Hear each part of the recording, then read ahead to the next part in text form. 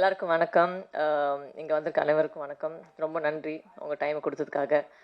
And Parthiban sir, Yuvi sir, Suhasini ma'am, இவ்வளோ பேர் இருக்காங்க, சித்ராம் சார் இங்கே இல்லை. But thank you for gracing our film verdict.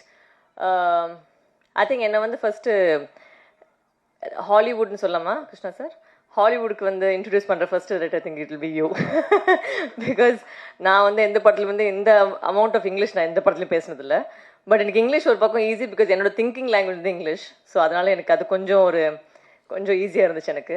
And என்னன்னா இதில் படித்து கொஞ்சம் ஸ்லோவாக பேசணும். ஏன்னா நான் இங்கிலீஷில் பேசணும்னா பயங்கரமாக ஃபாஸ்ட்டு பேசி யாருக்குமே புரியாது. ஸோ கோர்ட்டுக்கே புரியாது. ஸோ வந்துட்டு அது வந்து அந்த எஃபர்ட் எடுத்து கொஞ்சம் ஸ்லோவாக பேச ட்ரை பண்ணேன் அந்த படத்தில்.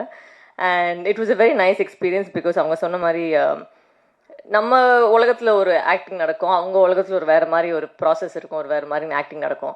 ஸோ அப்படி இருக்கும்போது அவங்க ப்ராசஸ் நம்ம புரிஞ்சுக்கிட்டு அவங்களுக்கு ஈக்குவலாக வந்து நம்ம நடிக்கிறது வந்து கொஞ்சம் ஒரு ஹெல்த்தி காம்படிஷனாக இருந்துச்சு.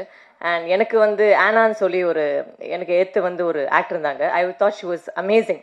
ஏன்னா அவங்களுக்குள்ள எனக்குள்ள ஒரு சின்ன ஒரு போட்டி மாதிரி நடந்துருந்துச்சு. And that was I think அதுதான் வந்து அந்த படத்துக்கான அந்த ஃப்ளேவரே. பிகாஸ் 2 லாயர்ஸ் வந்து அவங்க எதுக்கும் போது அந்த ஒரு டென்ஷன் தான் கிரியேட் பண்ணுறது தான் வந்து அந்த படம். So I think I want to say thanks to Anna. She gave me a lot of courage and challenged me also to be a better actress ன்னு சொல்லலாம்.